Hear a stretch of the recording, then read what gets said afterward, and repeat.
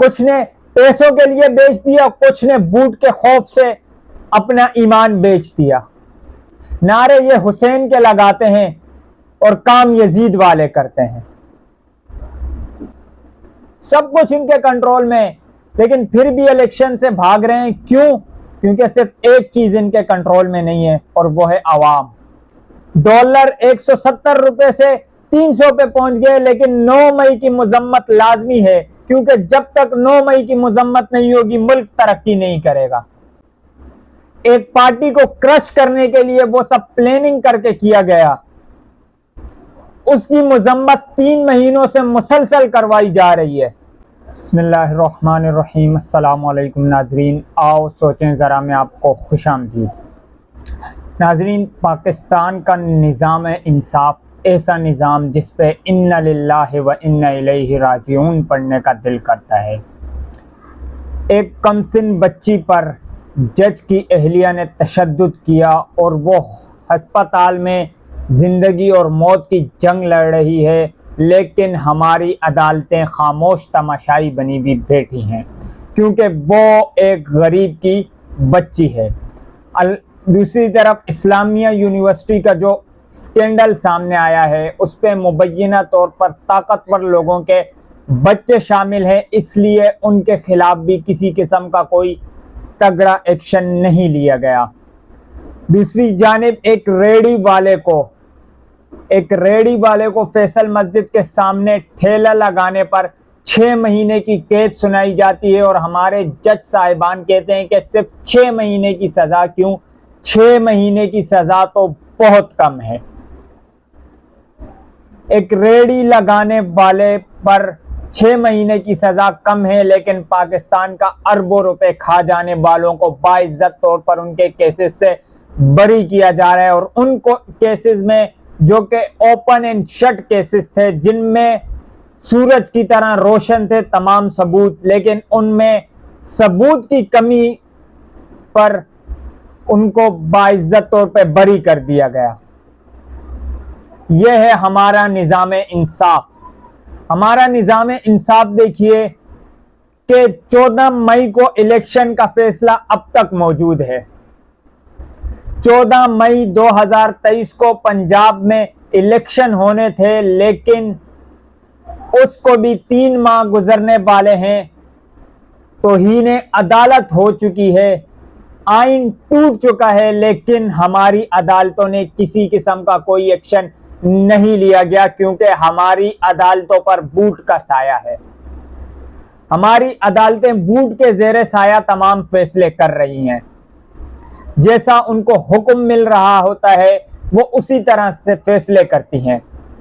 ये वही chief justice साहब हैं सुप्रीम कोर्ट ऑफ पाकिस्तान के, जिन्होंने आधी रात को अदालतें खुलवा कर और जमहूरी हुकूमत को बाकायदा तौर पर बांध कर, रस्सियों से उनके हाथ और पैर बांध कर कौमी असम्बली में फेंक दिया था, और टाइम मुकर्रर किया था कि इस टाइम तक वोटिंग होनी चाहिए, इस टाइम तक अदम एतमाद की वोटिंग होनी चाहिए, इस टाइम तक दोबारा नया वजीर आजम मुंतखब हो जाना चाहिए। पूरी एक शीट दे दी थी, एक टाइम टेबल दे दिया था। लेकिन यही चीफ जस्टिस ऑफ पाकिस्तान हुक्म देते हैं 30 अप्रैल का। 30 अप्रैल को आइन तोड़ा जाता है, नहीं करवाए जाते इलेक्शन। उसके बाद 14 मई का हुक्म देती है हमारी सुप्रीम कोर्ट ऑफ पाकिस्तान, लेकिन तब भी कोई इलेक्शन नहीं होते हैं। और उस 14 मई को भी 3 माह गुजरने वाले हैं, 14 अगस्त आने वाली है।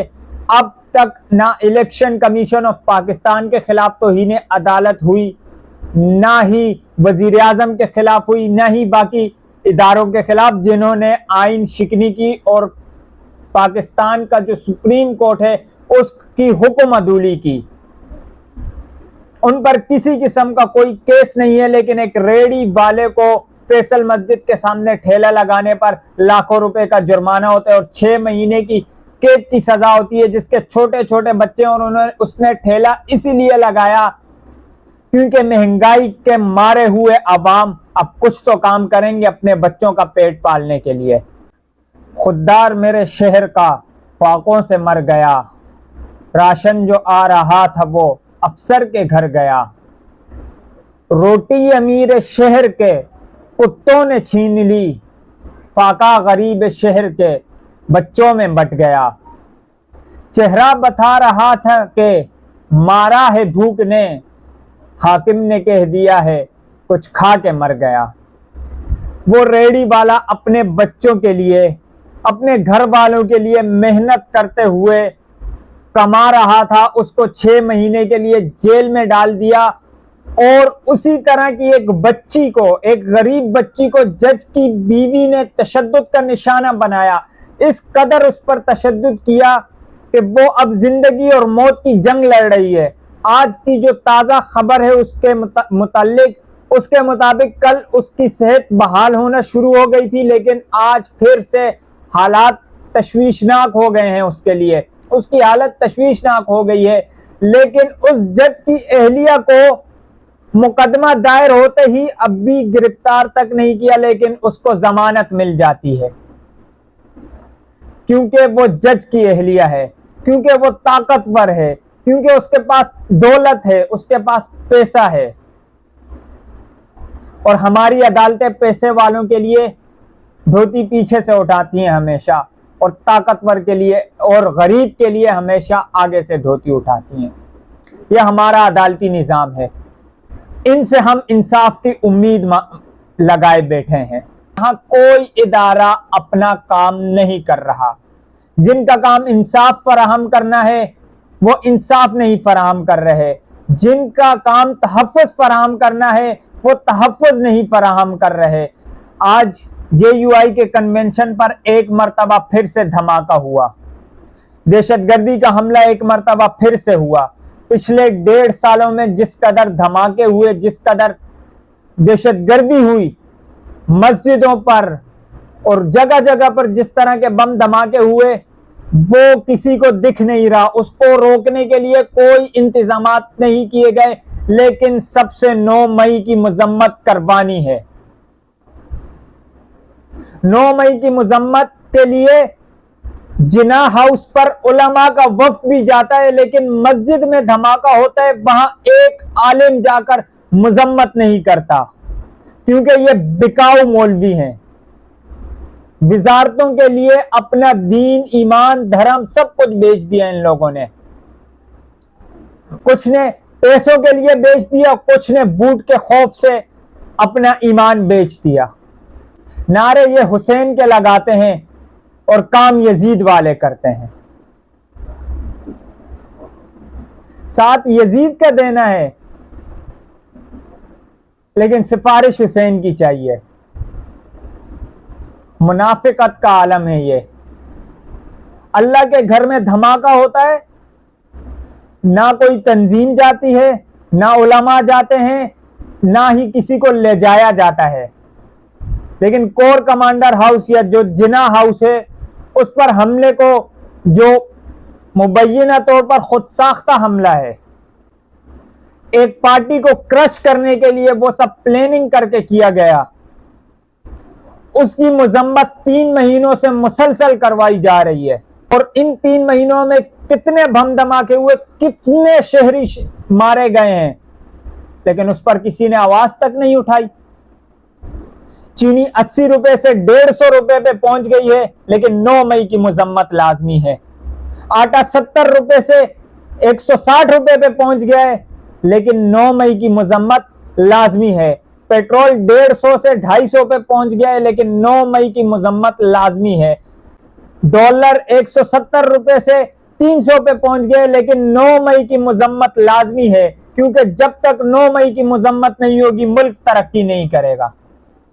जब तक 9 मई की मजम्मत नहीं होगी इंडस्ट्रीज तरक्की नहीं करेंगी। जब तक 9 मई की मजम्मत नहीं होगी गरीबों को रिलीफ नहीं मिलेगा। तो सबको 9 मई की मजम्मत करनी चाहिए। 9 मई की मजम्मत करें, तहरीके इंसाफ से ताल्लुक तोड़े, ताकि मुल्क तरक्की की राह पर गामजन हो। इलेक्शन नहीं करवाने, जो कि एक बुनियादी चीज है, जो कि रास्ता है मुल्क को सही डगर पे लाने का, उससे भागते हैं। निगरान सेटअप सारा इनका है, एस्टेब्लिशमेंट सारी इनकी है, इदारे सारे इनके कंट्रोल में है, पुलिस सारी इनके कंट्रोल में, चीफ इलेक्शन कमिश्नर इनके घर का है, सब कुछ इनके कंट्रोल में, लेकिन फिर भी इलेक्शन से भाग रहे हैं। क्यों? क्योंकि सिर्फ एक चीज इनके कंट्रोल में नहीं है और वो है आवाम। आवाम ने जिद बना लिया इमरान खान को और इसी चीज का खौफ है इनमें, जिसकी वजह से ये इलेक्शन नहीं करवा रहे। वरना सब कुछ इनके पास है, सब कुछ इनके हाथ में है, सब पर इनका कब्जा है। लेकिन इन सब के बावजूद ये डरे हुए हैं, आवाम की ताकत से डरे हुए हैं। जगह जगह सर्वेज हो रहे हैं, इंटरनेशनल मीडिया सर्वे करा रहा है। पाकिस्तानी मीडिया पे तो खैर पाबंदी है, लेकिन सोशल मीडिया पर सर्वेज हो रहे हैं। हर जगह पर यही है, वोट किसको दोगे? इमरान खान को। वोट किसको दोगे? वो जिसके नाम लेने पर पाबंदी है, उस शख्स को वोट है। और यही चीज खौफ का शिकार किए हुए है। अल्लाह पाकिस्तान की हिफाजत फरमाए तमाम अंदरूनी बैरूनी साजिशियों से और दुश्मनों से। अब तक के लिए इतना ही। अपना ख्याल रखिएगा और चैनल को ज़रूर सब्सक्राइब कीजिएगा। अल्लाह हाफिज़।